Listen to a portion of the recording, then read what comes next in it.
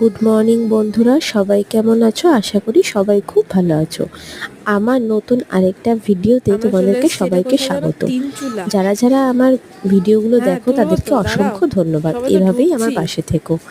আমরা সবাই জানো আমরা চলে এসেছি তিনচুলিতে বেড়াতে।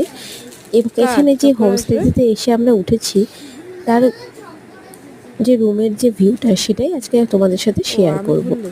ঘরটা অনেকটাই বড় আমাদের এবং কাঠের ঘর। পুরোটাই কাঠের।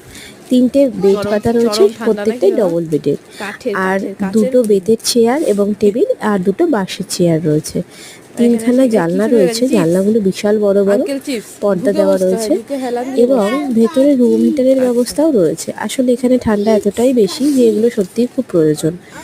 আর বাথরুমে তো গিজার রয়েছে, বাথরুমটাও খুবই সুন্দর। আর জানলার বাইরের ভিউটা ছিল কে এরকম, বললো 12টা ব্যালকনিটা মতো দেখা হয়তো যাচ্ছে। বাজে। আমার ভিডিও কেমন লাগে জানিও, লাইক কমেন্ট সাবস্ক্রাইব